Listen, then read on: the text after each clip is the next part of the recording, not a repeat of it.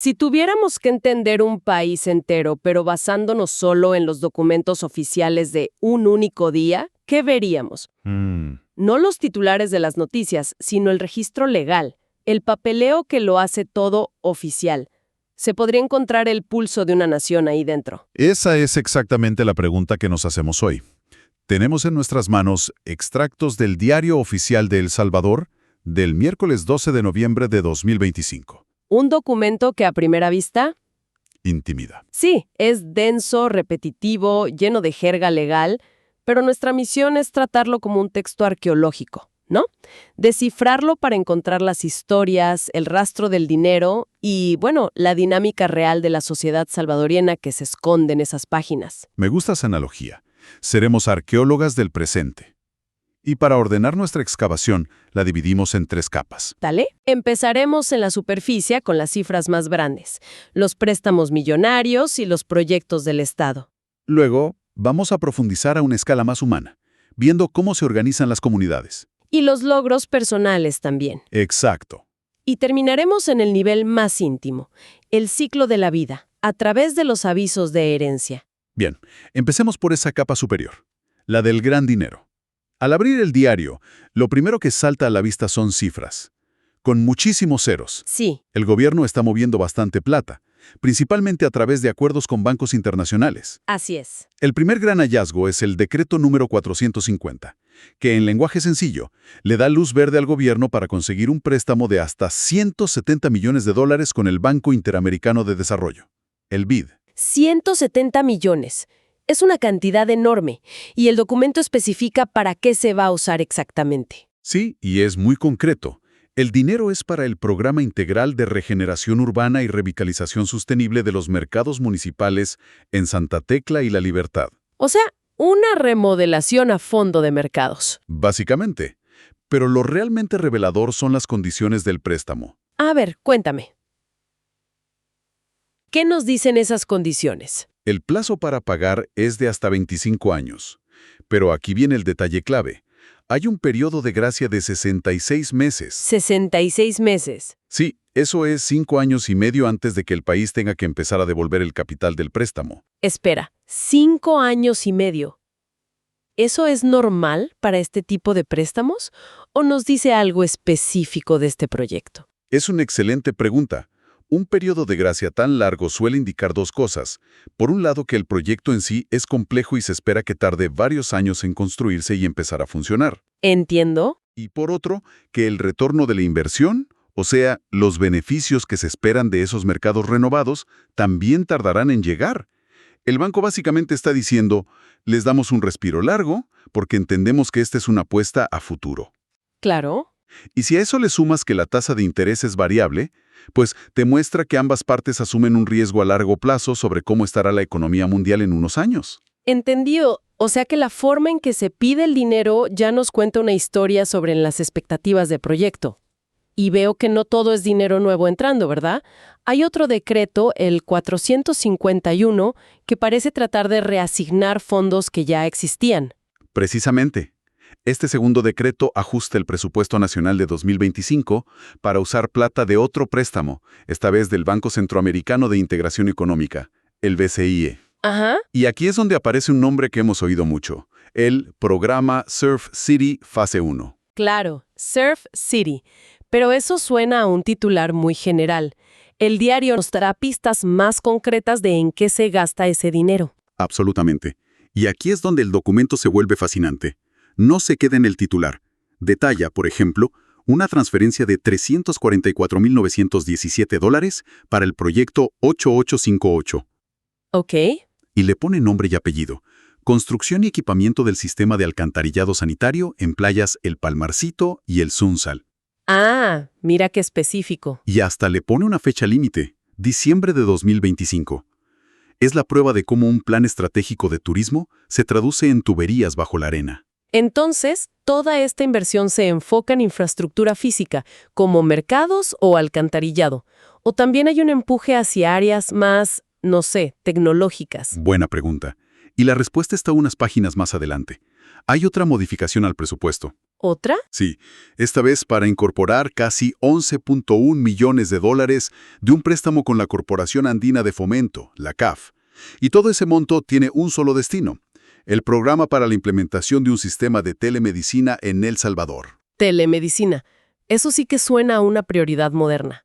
Y también sabemos a dónde va a parar ese dinero. Sí, el documento especifica que los fondos van a reforzar el presupuesto del Hospital Nacional El Salvador para un proyecto de inversión concreto, o sea, no es un fondo general para salud. Claro. Es una inyección de capital muy dirigida a un hospital específico para un proyecto tecnológico.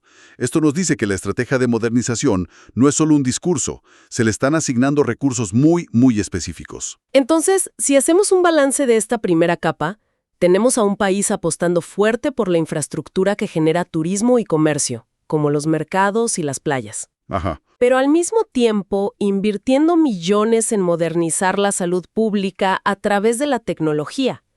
Es como tener un pie en el cemento y otro en la nube, ¿no? Exactamente. Es un retrato de las prioridades de desarrollo de un país en un momento dado, todo escrito en el lenguaje árido de las finanzas internacionales. Es un contraste enorme, ¿verdad? Porque en una página se aprueban 170 millones de dólares y en la siguiente La escala cambia por completo. es un cambio de lente radical. Dejamos las cifras del Estado y nos encontramos con la vida a ras de suelo, con la forma en que la gente se organiza en sus barrios.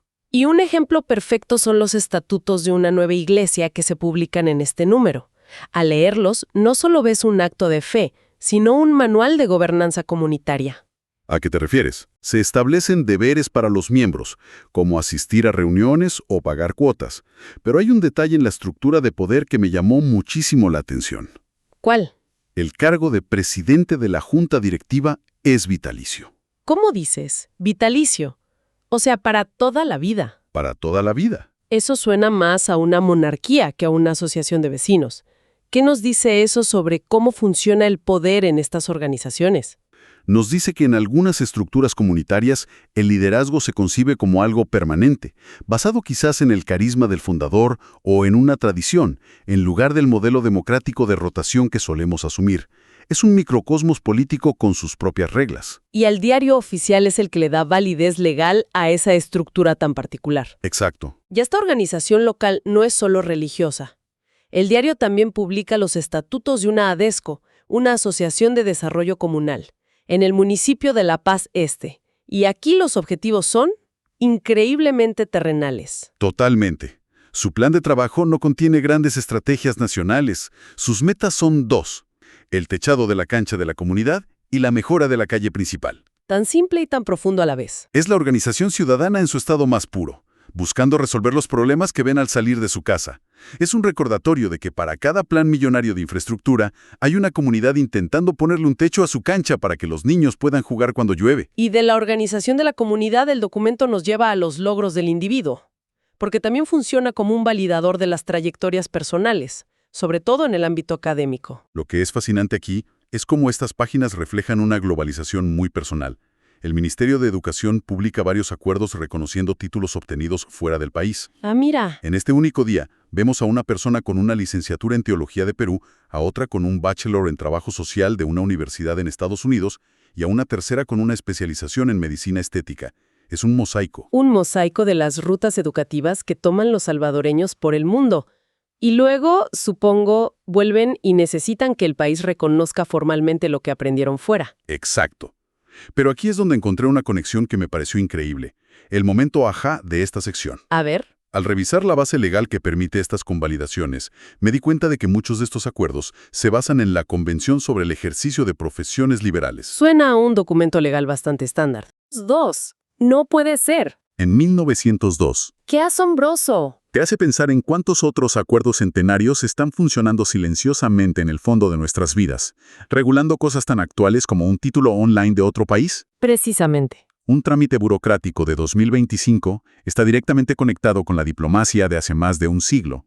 Si juntamos las piezas de esta segunda capa, vemos que el diario oficial no solo legisla desde arriba, Claro. sino que también sirve como el notario de la vida social. formaliza la organización que nace desde abajo y valida las historias globales de sus ciudadanos, integrándolas al tejido legal del país. Y eso nos lleva a la capa más profunda y, en cierto modo, más humana de este documento. Sí. Dejamos las comunidades y los títulos para entrar en el final del ciclo de la vida. Una parte enorme del diario está dedicada a los avisos de herencias. Es una sección que puede parecer repetitiva, pero es un tesoro de información social. Para entenderla, solo hay que aclarar dos términos que aparecen constantemente. ¿Ok? Una aceptación de herencia interina es el primer paso. Se nombra a un heredero como administrador temporal. Y la declaratoria de herencia definitiva es el cierre, cuando un juez reconoce formalmente quiénes son los dueños finales. Y detrás de esa terminología legal, cada aviso es como el último párrafo de la biografía de alguien. Me topé con el caso de Julio Alberto Gutiérrez. Ajá. El aviso dice que falleció a los 97 años. Su profesión, agricultor en pequeño. Y luego un detalle que te golpea. Murió de un paro cardiorrespiratorio sin asistencia médica. Uf. Su esposa, María Irma Sánchez, acepta la herencia. Esos pocos datos pintan el cuadro de una vida larga, rural y que quizás terminó lejos de un hospital. Es una cápsula del tiempo. Cada aviso es un fragmento de vida. Otro caso interesante es el de Víctor Antonio Machón Sigui. Era empleado, falleció a los 85 años en 2009. ¿En 2009? Sí, pero el aviso sobre su herencia se está publicando en 2025. ¿16 años después? ¿Por qué tardaría tanto un proceso así? Puede haber muchas razones. Disputas familiares, herederos que viven en el extranjero y son difíciles de localizar, o simplemente la lentitud del sistema judicial. Lo que nos muestra es que el eco legal de una vida puede resonar durante décadas. También vemos estructuras familiares muy tradicionales, como en la herencia de Juan Cisco Flores, donde los herederos definitivos son sus 3 hijos. La foto clásica. Es la transferencia de patrimonio a la siguiente generación. Pero no todos los casos son tan directos, ¿cierto? Para nada. Hay casos que revelan dinámicas familiares mucho más complejas. Por ejemplo, encontré un aviso donde una persona hereda en una doble calidad, como hijo sobreviviente y cesionario de los derechos hereditarios de sus hermanos. Cesionario de los derechos hereditarios. A ver, ¿qué significa eso en español sencillo? Significa que sus hermanos le cedieron o le vendieron legalmente sus partes de la herencia. Ah, entiendo. Así que él no solo recibe su porción como hijo, sino también las porciones de sus hermanos. Esto puede pasar porque viven en otro país y no quieren lidiar con el trámite, o porque llegaron a un acuerdo económico entre ellos. Nos demuestra que detrás de una frase legal puede haber toda una negociación familiar. Es como si estos avisos fueran una base de datos social sin filtros. Exactamente. Revelan profesiones, causas de muerte, lazos familiares, la edad a la que muere la gente y sobre todo la maquinaria legal que se asegura de que el patrimonio pase de una generación a otra. Es un reflejo crudo y real de la sociedad. Entonces, si damos un paso atrás y miramos el panorama completo, ¿qué hemos aprendido hoy? En las páginas de un solo día del Diario Oficial. Uno solo. Hemos visto a un gobierno gestionando deudas millonarias para moldear el futuro, a comunidades organizándose para techar una cancha y a familias navegando el proceso legal que sigue a la muerte. Es realmente un microcosmos de la nación. Lo que este documento demuestra es la tensión y la conexión constante entre lo macro y lo micro. Los préstamos internacionales y las leyes nacionales dictan el gran rumbo, pero ese rumbo coexiste e interactúa con el techo de la cancha, con el reconocimiento de un título de Perú, con la herencia de un agricultor en pequeño. ¿Es verdad?